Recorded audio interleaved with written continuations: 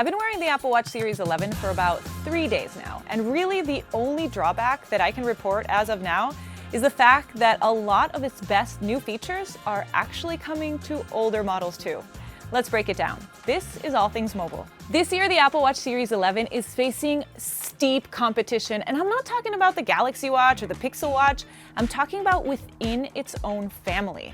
Apple launched the Apple Watch Ultra 3 and the SE 3 at the same time. And get this, here's the kicker.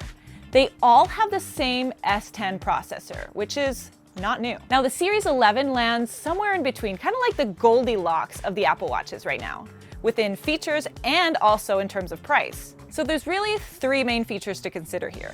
Number 1 is battery life. Now, you're not going to get the 2-day battery life of the Ultra 3, but not all of us want an Ultra 3.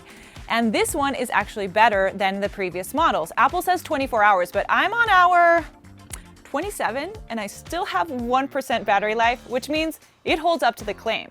The previous models and the SE3 get up to 18 hours on a charge. Number 2 is scratch resistance. Now, if you take care of your watch, it's not a problem, but my Series 10 was in bad shape, so this one's a big one for me. And Apple says that at least on the aluminum version of the watch, the cover glass is 2 times more scratch resistant than on the Series 10.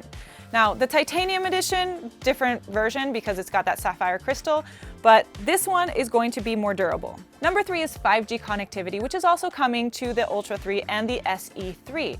But it means you're going to have a better connection and also more efficient at using power because it's 5G RedCap. So if you're planning on using your watch phone-free, this one's a big one. Now, in terms of new health features, the most important one is probably going to be the new FDA-cleared hypertension notifications. It's not the full-blown blood pressure monitoring that a lot of you wanted on the Apple Watch, but it's pretty impressive nonetheless. Because according to Apple, this will help diagnose at least 1 million people who don't know they're living with hypertension in the first year alone. So hopefully I'm not one of those people, but even if I did have hypertension, I wouldn't know about it today because the Apple Watch needs at least 30 days of data to make that call. Once you receive that notification, Apple is clear that this is not a diagnostic tool, so you then have to cross-reference with a traditional blood pressure cuff, log that information within the Health app, then you can export it as a PDF to show to your doctor.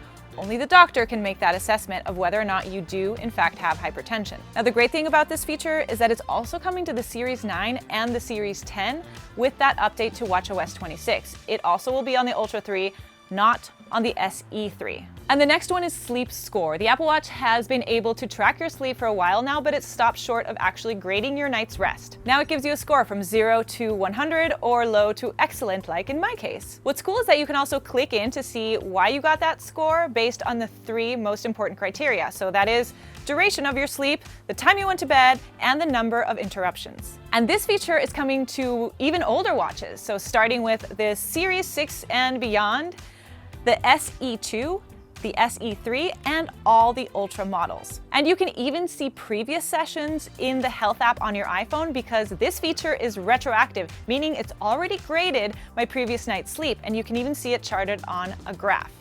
And here's where you start to see my biggest pain point with sleep tracking on the Apple Watch: consistency. Based on one reason alone: battery life. So let's bring it back around to battery life because we already talked about this watch having a slightly longer battery life, which, by the way, it died at 27 hours. But we haven't talked about the actual charging, which you will now be able to give it a quick top off in 15 minutes and get 8 hours of battery life. So that, to me, would be a make it or break it to wearing it to bed. And then you still get that 0 to 80% battery life in just 30 minutes like the Series 10. Beyond that more durable scratch-resistant screen, there's not a lot to report back in terms of the design.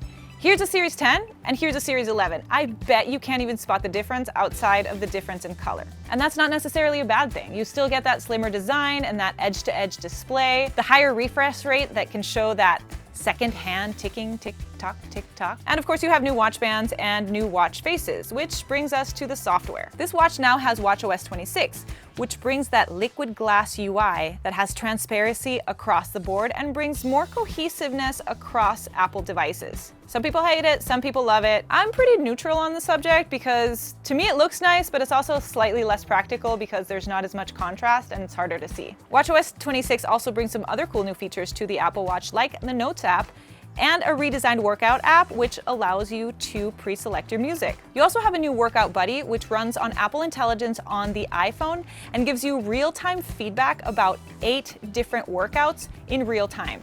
Way to get your workout started. Way to get your workout started. Way to get your workout started. I've been using Workout Buddy for a while now, and while it's not that full-blown coach that I would personally want on the Apple Watch, I don't necessarily need a pep talk. It's pretty cool how it sounds like a coach and not like a bot. And I can see it being really, really helpful once Apple expands it to be more than just motivation. Now, beyond just the new features, you still have a great watch at its core because it's based off of the Series 10, which was our favorite smartwatch last year. But this year, that gap between the next runner-up might have gotten a little bit shorter.